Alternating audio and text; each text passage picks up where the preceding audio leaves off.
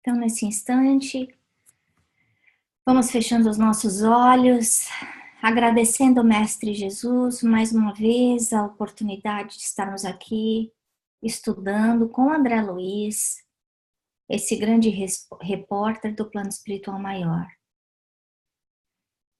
Que nessa reta final do nosso livro, Senhor, nós possamos apreender os ensinamentos deixados por ele, incorporar, Senhor, essas lições tão importantes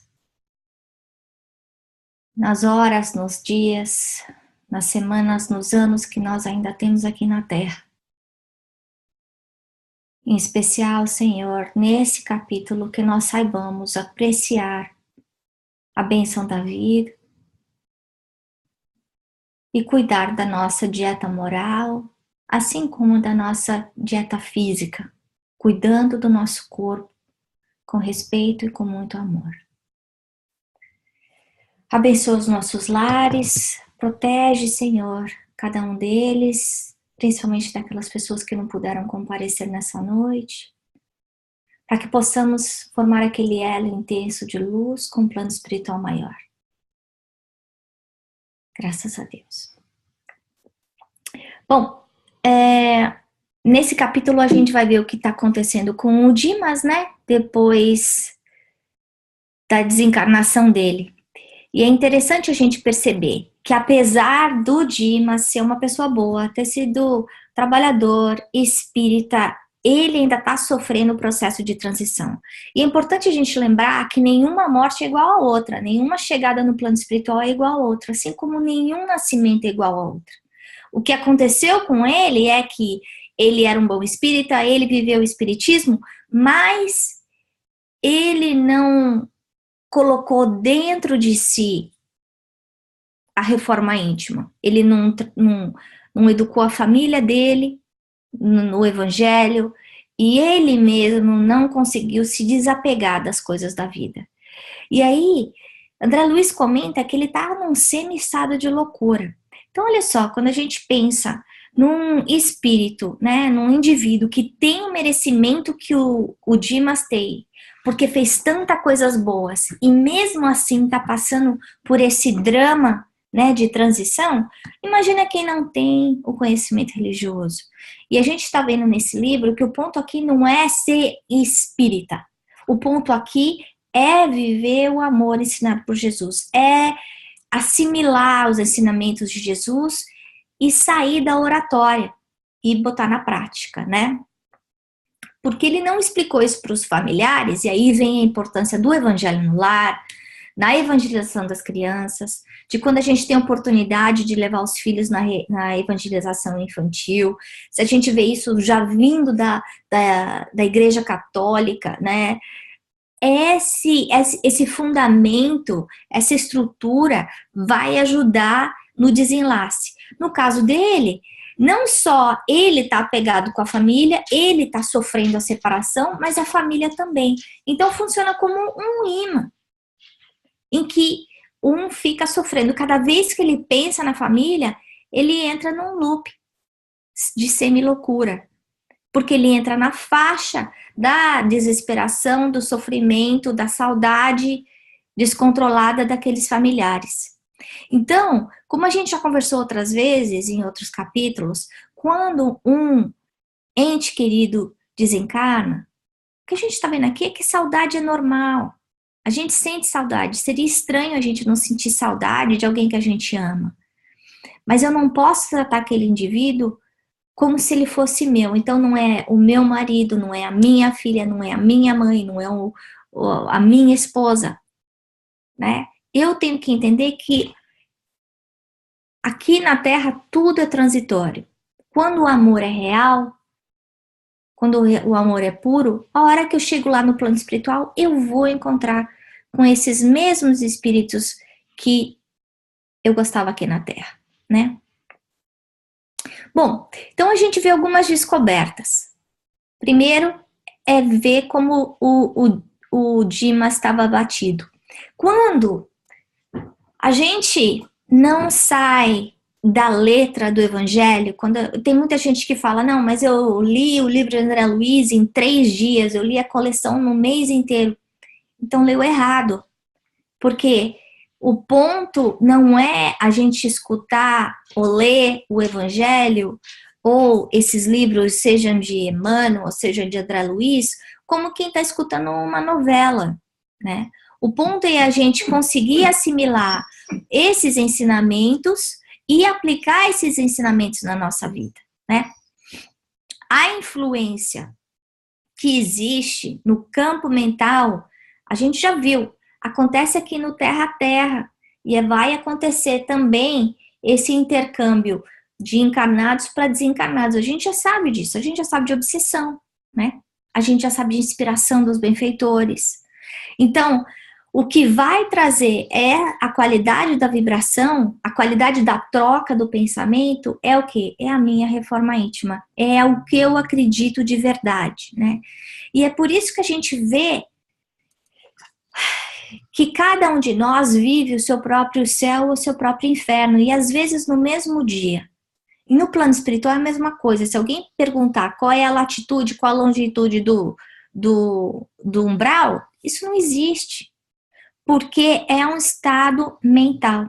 Então, por que eu coloquei essas ferramentas aí do lado direito? É porque quando a gente estiver lendo André Luiz, quando a gente estiver lendo Emmanuel, quando a gente estiver lendo Allan Kardec, Joana de Ângeles, é para a gente olhar para esses ensinamentos, para essas letras, como uma caixa de ferramenta que a gente vai colocar dentro da nossa vida. Como? Com paciência, porque ele vai estar falando de paciência, ele vai estar, nesse capítulo ele fala muito de importância de religiosidade, reforma íntima, vivência do evangelho, não só nas palavras, ele também fala de importância de desapego, né? Então é a gente pegar esse conhecimento que está sendo distribuído para a gente e aplicar na nossa vida, né? Muitas vezes a gente acha que o apego pode ser não, eu tenho apego ao meu país, eu tenho apego ao meu carro, eu não tenho apego à minha casa. Muito mais a família. E quando a gente for embora, a gente não vai levar nadinha, a gente sabe isso, não vai levar nem o nosso corpo, né?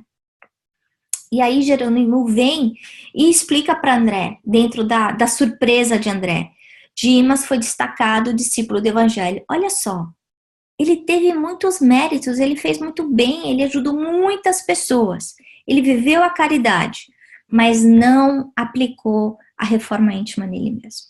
Olha só que coisa.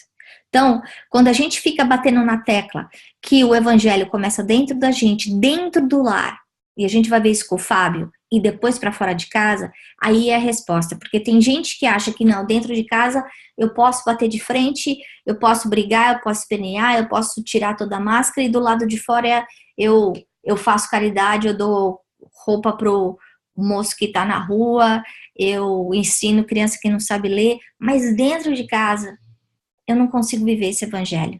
Eu não consigo viver resignação, não consigo viver humildade, fraternidade, perdão.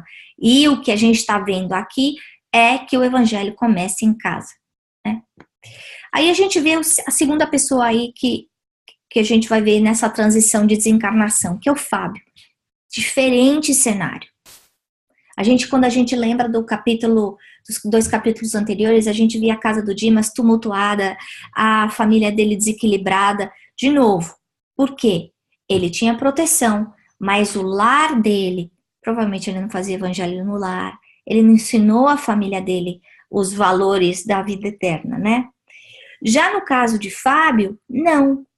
Ele trabalhou em si, ele foi um homem bom, como o Dimas foi, mas ele trabalhou o quê? O seu equilíbrio emocional. E ele passou isso para quem? Para a filha, para a esposa e para os filhos. E a gente vê que no caso dele ele tem filhos pequenos. Então, não é para a gente esperar para educar ou ensinar os nossos filhos os valores morais, os valores religiosos, quando eles forem adultos, porque é tarde demais. A gente tem que plantar essas sementinhas desses valores, a importância da prece, o saber lidar com perdas de pequenininho. né? Porque senão vai virar aquele adulto que não sabe sofrer, que entra em desespero, que fica em depressão, que comete suicídio, como a gente vê acontecendo hoje, esse índice enorme de suicídio em adolescentes simplesmente porque eles não sabem lidar com frustração.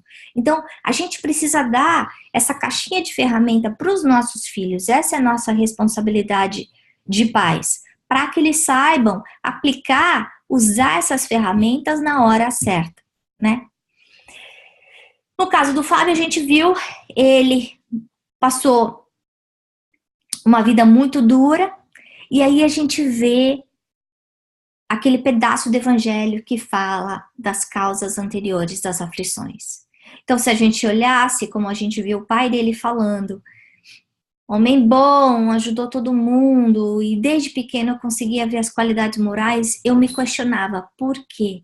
Por que esse corpo tão frágil? E às vezes a gente se questiona, por que essa família é difícil? Por que essa dificuldade de eu conseguir pagar as contas todo dia, apesar de eu trabalhar tanto?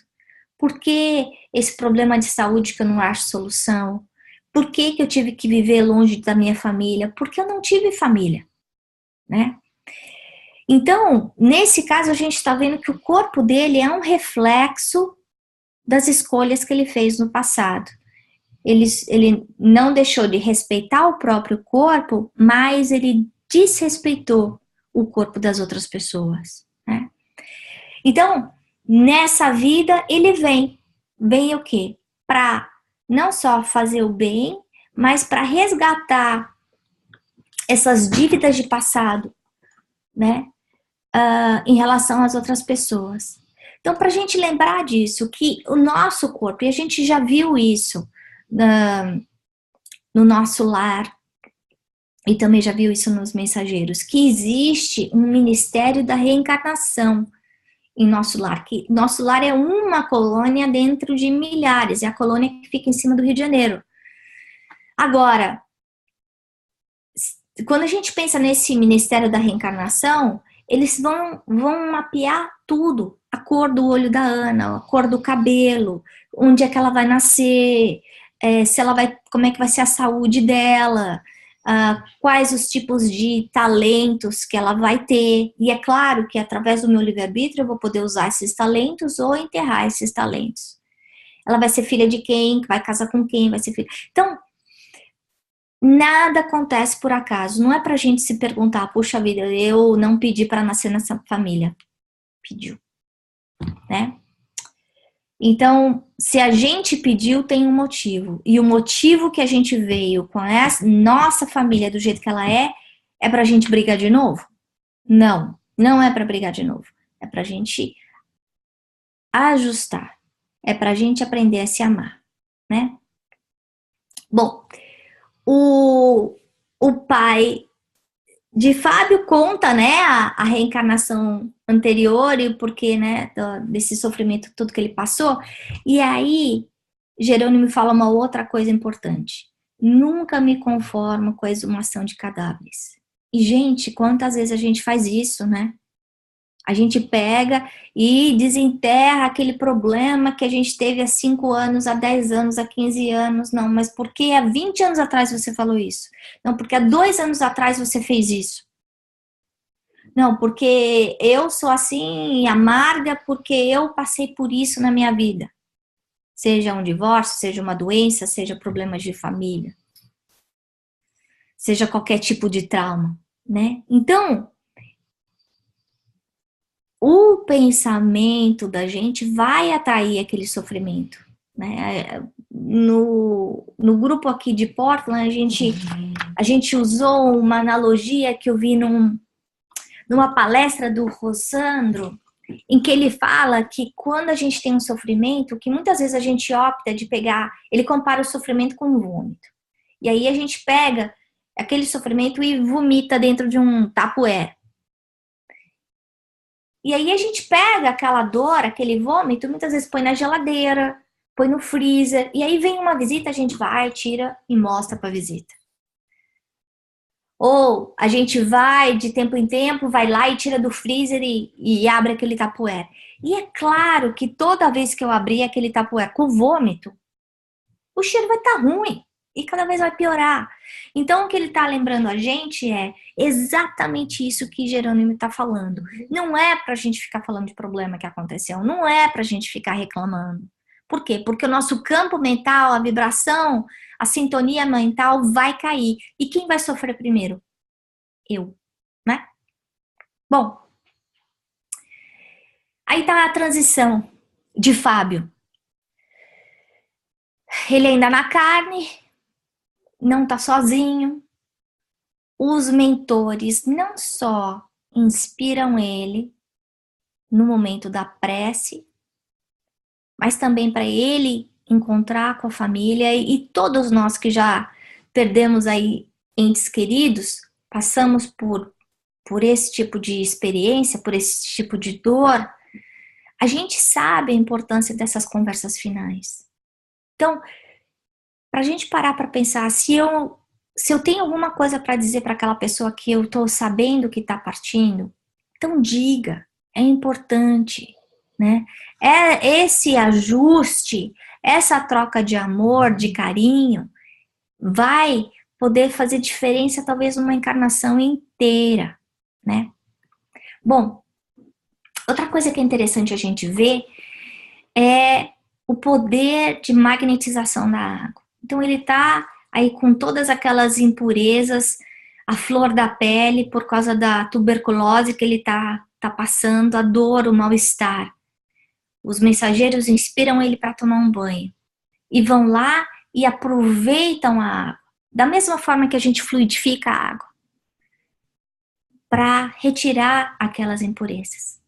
Isso é uma realidade que a gente conhece. Para quem tem bebezinho sabe que muitas vezes o bebezinho está agitado, tá atrapalhado, tá chorando, e a gente dá um banhinho, a criança melhora, né? Então, isso a gente pode usar esse mesmo remédio pra gente. A gente pode usar o autopasse, pedir para o nosso anjo da guarda, quando a gente estiver triste, sem saber que direção ir, ou com mal-estar, ou com dor, tomar um banho santo. A hora que a gente entrar embaixo do chuveiro, a gente fazer um Pai Nosso, a gente fazer uma prece, a gente pedir ajuda para o nosso anjo da guarda. Porque aquela água, além de limpar a parte física, a sujeira física, ela vai também limpar essa sujeira invisível, como a gente vê. Os mentores estão sempre do nosso lado. É só a gente abrir a porta, né? E falando em porta, né, a descrição que ele faz da casa de Fábio, falando, então, um monte de casa aí sendo construída, um monte de casa bonita aparecendo, mas com uma qualidade de espíritos frequentando essas casas horrorosas. No caso de Fábio, aquela casa simples, mas iluminada de luz, e que nada de negativo entrava. Por quê? Evangelho no lar. Então, chamando a atenção para nós, todas, da importância do Evangelho no lar, da gente marcar um dia na semana, um horário na semana, 15 minutos, 20 minutos, abrir o Evangelho, ler em voz alta. Por quê? Porque a hora que eu leio em voz alta, eu não estou lendo só para mim, eu também estou fazendo caridade com todos os espíritos que estão ao meu lado, né? Bom, e aí esse outro ensinamento que a gente comentou no começo, que é a maior bênção que a gente tem, é a bênção da vida. E se a gente não tivesse o corpo, a gente não poderia ter a reencarnação. Então, é importante a gente cuidar da nossa saúde. Como? Através da alimentação, através de exercício, de médico. Então, se eu sei que eu não posso comer açúcar, eu não posso comer açúcar. Porque se eu lesar o meu organismo comendo açúcar, eu vou ser responsável por isso. Se eu sei que fumar faz mal e pode me dar deficiência pulmonar, pode me dar câncer na garganta, eu vou fumar? Não. Por quê? Porque se eu passar por aquele problema, eu vou ser responsável. E não vai ser uma causa anterior. Eu mesmo estou plantando nessa vida e estou danificando essa minha máquina, esse meu instrumento tão poderoso, tão importante na minha reencarnação, né? Bom, aí o Fábio tem essa bênção, né, por causa do equilíbrio da família, o equilíbrio dele, o equilíbrio da família, alinhado com o merecimento que ele tinha. Ele recebe esse presente logo depois de receber a visita da esposa dele. E ele, nessa conversa com a esposa, a gente vê a saudade que ele tá, né? André Luiz descreve que ele tá se segurando para não chorar, para não ficar emocionado, que ele também sente falta dela, né? Mas o que ele fala para ela? Olha, eu vou voltar para te ajudar. Eu vou estar lá, perto dos nossos filhos, perto de você, assim que eu ficar bem. Mas olha, para os nossos filhos, para você, eu sei que é importante ter uma presença de um marido, de um pai para ajudar. Então, se você achar alguém, casa.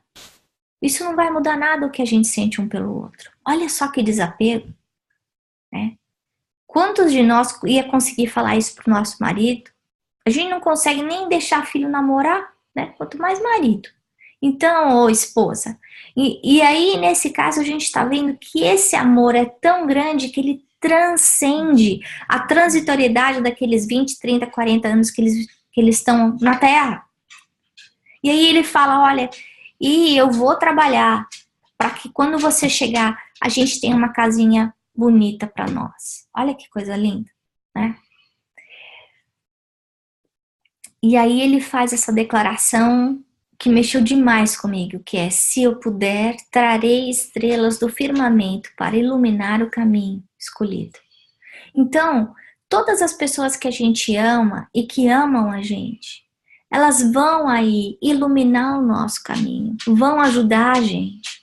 E muitas vezes, porque eu ajudei a Maria, a mãe da Maria, o pai da Maria, o irmão da Maria, a tia da Maria, a avó da Maria, fica grato pela ajuda que eu fiz. E eles se tornam meus amigos. É que nem a gente como mãe. Quem dá mel pro meu filho adoça a minha boca, né? Então, porque você foi boa para tal pessoa, eu também vou te ajudar. Então, a gente lembrar que a gente sempre vai ter auxílio.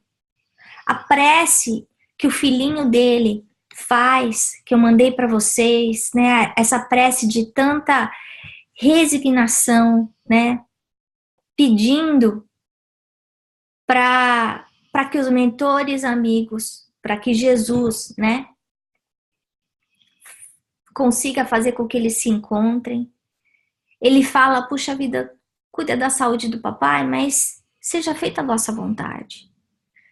Essa criança pequena, com tanta maturidade moral, né? É verdade que a gente sabe que a idade cronológica não tem nada a ver com a idade do espírito.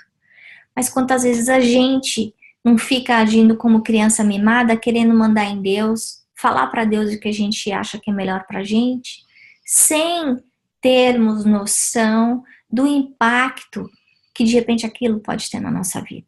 Às vezes uma coisa boa pode ter um impacto ruim, assim como às vezes uma coisa ruim pode fazer a gente crescer e se tornar uma pessoa melhor, né? Mas o ponto aqui é a gente lembrar que a gente nunca está sozinho, que o auxílio sempre vem, não só do nosso anjo da guarda, mas de outros espíritos com quem a gente já teve relacionamentos de amor no passado. Então, para a gente encerrar aí com os pontinhos aí para a gente refletir durante essa semana, né, sobre esse capítulo de André Luiz. A primeira coisa que eu coloquei foi a gente pensar, como é que eu amo a minha família? Eu preciso da minha família porque eu amo, ou eu amo a minha família porque eu preciso dela?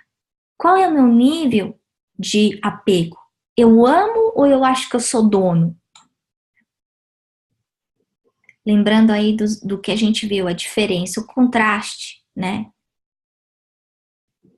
Da entrega de Fábio com o apego de Dimas. A segunda coisa para a gente pensar em relação à nossa saúde. Como é que eu estou cuidando da minha saúde?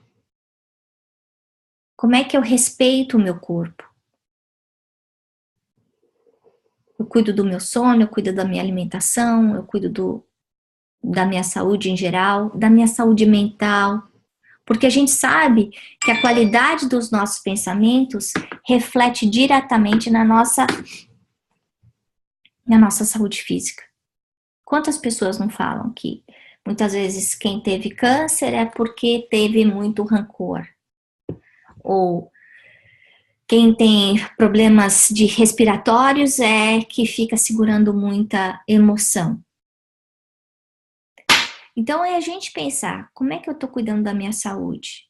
E como é que meu corpo está falando isso para mim? E o terceiro ponto é a gente lembrar da prece de Carlindo. Essa prece simples, que pede o quê? Pede força, pede resignação, e ao mesmo tempo é feita com humildade, dizendo, seja feita a vossa vontade. Então a gente não rezar por A, por B, por C, pedindo especificamente uma coisa. A gente pedir para ter as ferramentas ao nosso lado, para que a gente saiba usar essas ferramentas, para a gente conseguir vencer os desafios do dia a dia, né? E aceitar os desígnios de Deus, que muitas vezes é muito difícil, né? E era isso que eu tinha para falar para vocês. Alguém quer comentar?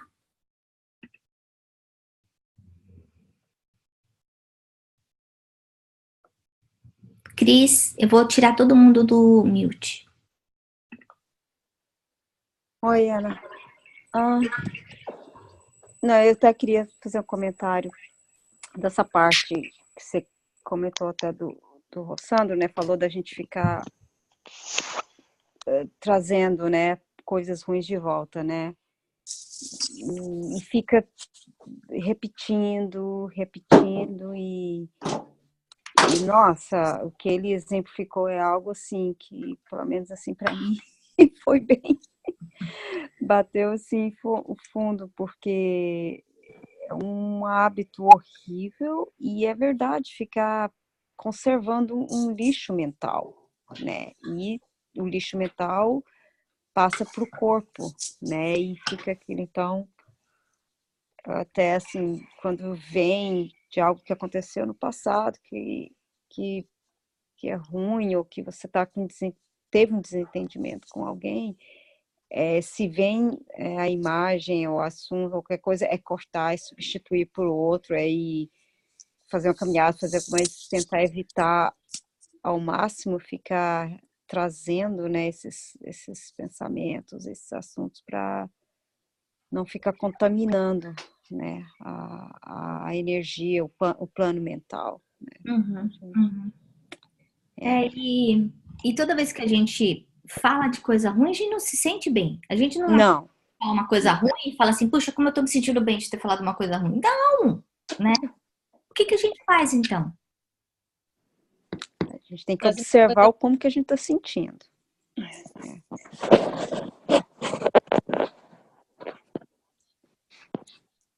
Marina, você quer falar alguma coisa?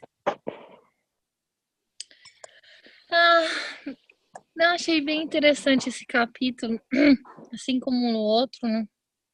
Sempre aprende mais uma coisinha nova que ele vai acrescentando aos poucos. Mas essa parte, esse para refletir de hoje, é bem difícil, hein? Porque esse apego à nossa... Quantas vezes a gente fala assim, eu não preciso ter nada na vida, só minha família, alguma coisa desse tipo, sabe? Aí você vê que na verdade não é bem assim, né? Eu com os meus 2 meninos pequenos aqui, às vezes não, é sempre difícil você amar e educar para que aquela pessoa seja independente de você, né? Que esse é o objetivo, eu conseguir educar eles. O Gabrielzinho tá passando por uma fase difícil agora, acho até que por ciúmes, né, do baby. E aí é difícil conseguir passar os valores e ainda de uma forma que ele cresça independente. Então, essa parte, esse refletir aí, ele até na hora que você falou assim, não é meu marido, meu filho. Quantas vezes a gente não acha que é nosso, né? Então, é uma parte para eu trabalhar aí, mais uma parte para refletir para muito tempo. Não vai ser só para essa semana, não. É isso aí. Todas nós, Karina. Mais algum comentário? Ana, Oi, Marizana. tudo bem? Tudo. Tudo bom também. Deixa eu tentar colocar uma coisa aqui, vou tentar não me esticar muito, mas eu achei bem pertinente, porque essa semana, eu conversando com a minha irmã, eu tenho uma irmã que é psicóloga, né? E faz terapias e indica terapia para todo mundo, enfim, que em algum momento na vida todo mundo precisa ajustar alguma coisa. A gente sempre tem qualquer coisinha, né? Que a terapia ajuda. E eu não questiono ela, né? Mas eu me vejo assim, nesse questionamento que você colocou, na questão assim, a gente não gosta e não é saudável falar dos nossos problemas toda hora, lamentar toda hora e falar coisas ruins que a gente vive e tal. E o duro é que em terapias é isso, né? A gente senta ali com alguém e a gente fala dos nossos problemas, aí a gente revive aquele problema todo outra vez, daí a gente se sente mal tudo de novo porque tá falando daquilo. E eu vou te falar que assim, eu consigo até entender que isso terapeuticamente vai te ajudar, porque você vai trabalhar alguma coisa, então eu tenho esse discernimento, né? Mas, ao mesmo tempo, me incomoda profundamente, realmente, pensar que ficar falando, o que eu estou produzindo de novo, ou se não é melhor, assim, só deixar o tempo cuidar, sabe, daquela ferida. E eu achei pertinente você colocar por isso, porque é um negócio que eu constantemente me pego pensando e não consigo, assim, esclarecer totalmente a minha ideia, né, de como conduzir. E tem essa Então, confusão, vamos dizer assim. uma coisa que eu acho que é importante aí que você falou é isso do falar, né? Então, existe razões para a gente falar. Agora, a gente tem que lembrar que a gente sempre fala do que tá cheio o coração. E o ponto aqui de guardar o vômito não é que na hora da palavra, é o que tá dentro de mim. Então, o processo de terapia, e a gente sabe que existem aí ferramentas variadas numa terapia, não é só o falar, né? Uhum. É abrir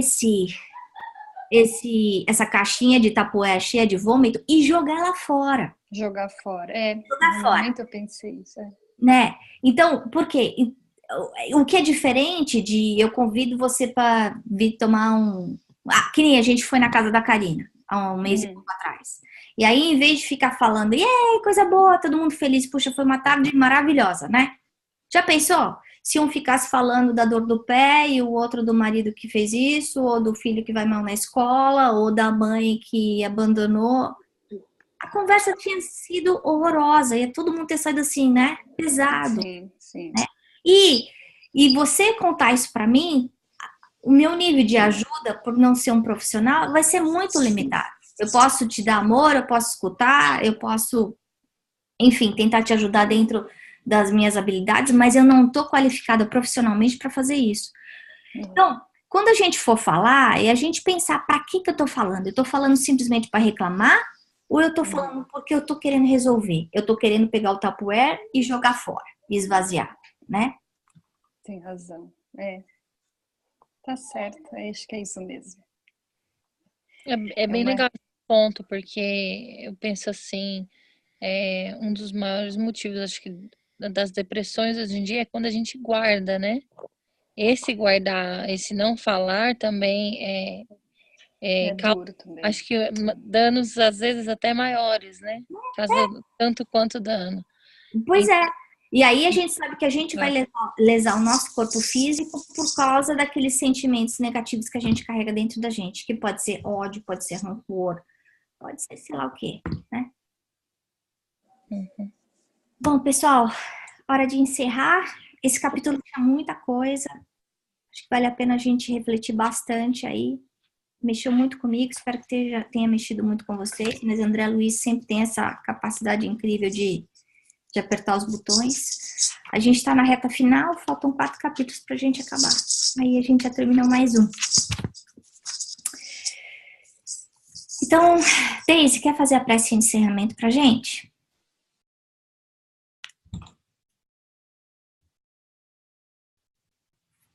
Acho que você está em mute, Daisy.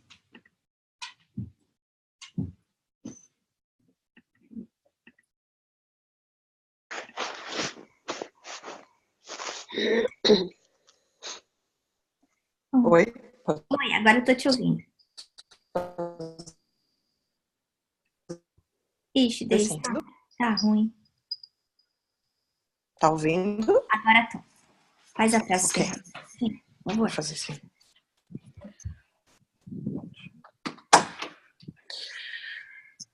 Vamos se concentrar nesse momento. Elevar o nosso pensamento a Deus. Agradecendo a Ele, a toda a espiritualidade por mais essa oportunidade. Agradecendo principalmente por mais uma lição tão bela e tão profunda. Pedindo amparo e auxílio aos nossos mentores para que nos ajudem nessa tarefa de jogar tudo aquilo que nós temos guardados, que nós trazemos guardados em nossa memória e em nosso coração dessa vida e também de outra. Que consigamos nos desvincular dessa bagagem tão pesada que muitos de nós ainda arrasta, fazendo com que nossa caminhada fique cada vez mais pesada e cada vez mais difícil. Que o Pai, em sua infinita misericórdia, olhe por nós, como sempre tem feito, mas com atenção especial, nos dando a força diária que a gente precisa para que possamos fazer aquilo ao qual nós viemos fazer. Esse trabalho interno. Não só enxergar a caridade, a necessidade e a importância da caridade, mas principalmente a caridade com nós mesmos, que seria a reforma íntima, não é? Nos enxergar de quanto nós precisamos dessa caridade que nós façamos por nós mesmos e, consequentemente, para as pessoas ao nosso redor, as mais próximas ao nosso redor, como foi dito, a nossa família. Que Maria Santíssima esteja conosco nessa tarefa tão árdua de lidar com família, com filho, com marido, com pai, com mãe. Que ela não nos desampare. Esteja conosco hoje e sempre. Que assim seja.